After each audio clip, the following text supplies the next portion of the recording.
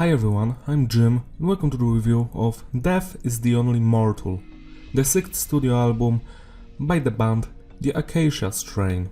Today we're celebrating the 10th anniversary of the record, so I've decided to go back and see if it still holds up or not. This is the final release with DL, their original guitarist, who also produced, engineered and mixed this record. He's the current vocalist of the band Bad Wolves. I found this band by accident at the beginning of 2012.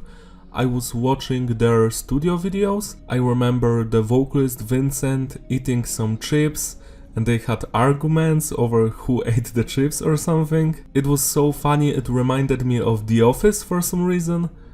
And I think I also watched the Wormwood studio videos as well. I have no idea how I stumbled upon these videos, but they were so funny that I've checked their music out and I've been loving them ever since. This might be an unpopular opinion, but my favorite album is the first one, And Life is Very Long. I really like that one because it sounds completely different from the rest of their discography. Much more melodic, progressive and just weird all the way. But I do enjoy the next ones as well. Also, I have to say that this cover art is the best cover art of all the Acacia Strain albums. I just love it.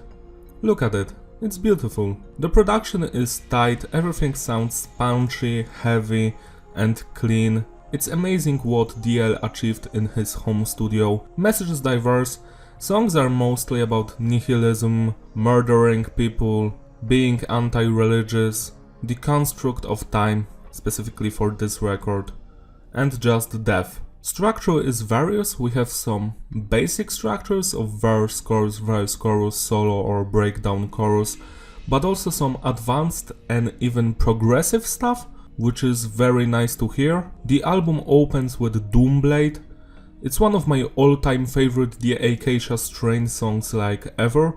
I love the sample at the beginning from the movie The Devil Inside. I love that the first melody we hear in this song, you know, after the sample, is the same one from Tactical Nuke, which ended the previous album Wormwood. It's a cool Easter egg. The lyrics are about my ex-girlfriend. I hope the rats eat you alive. Yeah, things like that.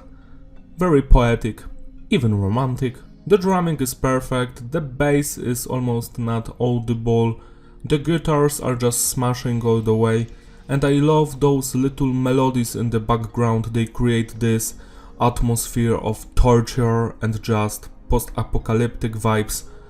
It's one of my all-time favorite songs from this band, 11 out of 10. Our Lady of Perpetual Sorrow has very anti-religious lyrics. I think you would go to jail if you said those kind of things in my country, so I'm not going to quote the lyrics, but I do enjoy them a lot. The instrumental, on the other hand, has more genty and metalcore-ish vibes in some parts, a lot of Meshuggah influence as well. It's a really great song, almost perfect, just a little bit too long for me. 9 out of 10. Go to Sleep features Kirk Windstein of Crowbar. I love his vocals on this song, but besides that, it's not that great to be honest, it's just good. Typical The Acacia Strain filler track, fun to listen to, but nothing besides that. 7 out of 10. Braindead has a killer intro, very heavy and interesting. Later it becomes more melodic, which is actually nice. I'm just not that big fan of the breakdowns here, because I truly enjoy the melodic stuff more on this song. It even has a beautiful solo, almost perfect song as the second one, 9 out of 10. The Mouth of the River was the second single released from this record. I actually remember it because I was waiting for this record to come out. This is my favorite thing on this record actually. The lyrics are about a guy who murders women and he keeps their severed bodies in his fridge. So it's probably a song about Dahmer or some shit. It's hard for me to choose the best part of this song because I truly love the verse breakdowns and those creepy nu metalish melodies behind them. It creates that atmosphere of dread and like horror. And let me just say that the drummer Kevin is straight up killing it on this entire record. but on this song especially. Just listen to those feet, man. It's a instant classic. I wish they would play it live. I would go to their live shows to see this one performed, because it's a legendary song. 11 out of 10. Dust and the Helix has a very strong beginning, especially drum-wise. The drummer is beating the shit out of his drums, I love it. The riffs are fun to listen to, but after that the song goes back to the typical breakdowns and melodies this band is known for. So yeah, it's kind of a filler, but I do enjoy it. 7 out of 10. Victims of the Cave has those philosophical lyrics, and the beginning of this song is probably the weakest out of them all. Like the first 40 seconds are just boring. After that the song just begins to shine, and I love those melodies and the atmosphere they're creating here with the guitar riffs and everything. It's a really good song that has a boring beginning. 8 out of 10. Time and Death and God is a song about the passing of time. If you don't believe in time or life, then you basically don't exist. The lyrics here are weird, but I do appreciate them. What I appreciate the most about this song, it's that it's the most atmospherical one. It basically has a 2-minute ambient stuff in the middle, which builds the tension and elevates the song to a higher standard. After that it goes right up to the heavy breakdowns and riffs and screaming. It's a song that you won't forget because of that ambient section, which is very interesting to hear, and it gives the album the space to breathe for a minute, which is very nice. I love this song. 9 out of 10. The Chambered Nautilus is one of my favorite songs here as well. I just love the atmosphere this song has, the vocals, the riffs, everything, the drumming. It's just a straight up banger from beginning to the end. There's nothing to dislike about this song. The atmosphere is so thick you could cut knives with it. 10 out of 10. The album ends with House of Abandon. It's my third favorite song here. I just love the progressive structure of it. It has so many passages, changes. It starts very heavy. My favorite part of it, when it comes to the heaviness, is right after the first minute, like first minute 15 seconds or something. It has a cool breakdown that just punches you so much, and later we have that explosion of riffs and it's so heavy and fast. It's hard to put into words how much I adore this song, especially later when it becomes more melodic and mellow.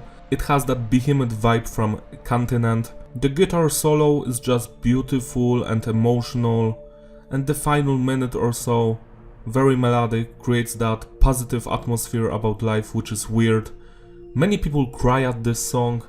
I also feel a lot of emotions while listening to it. That's why I think it's a legendary track. 11 out of 10.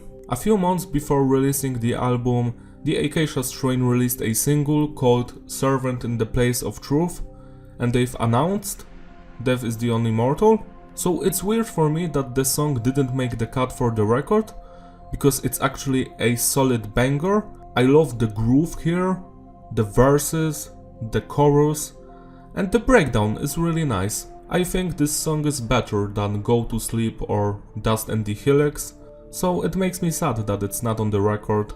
The structure is basic, but the song is fun to listen to. 8 out of 10. To sum it all up, the consistency is stable and the flow is fitting. We are not going to skip any song here. Replayability, hell yeah, it's an excellent record. I feel like it's the second best the Acacia Strain record ever made. The first one is still my favorite, but Death is the Only Mortal takes all the best things from Continent and Wormwood and improves them. I love this record, it's fun to listen to. It has that desolate and post-apocalyptic vibe about it. It feels like you're walking through a wasteland while you listen to this shit. I feel like this is the magnum opus of DL. His guitar work here is his best work. He also plays the bass, he produced everything. It's basically his album with Vincent on the vocals. I wish he would go back to this type of stuff instead of just singing in the Bad Wolves band, because I don't like Bad Wolves. It's not music for me, but this, Death is the Only Mortal, is a music for me, and I highly appreciate it that it was made and it stood the test of time. It's still as interesting and fresh as it was 10 years ago. Celebrate the anniversary by spinning this record today with me. You won't regret it. That's all from me. Thank you for watching. Don't forget to like and subscribe, and I will see you in my other reviews. Bye!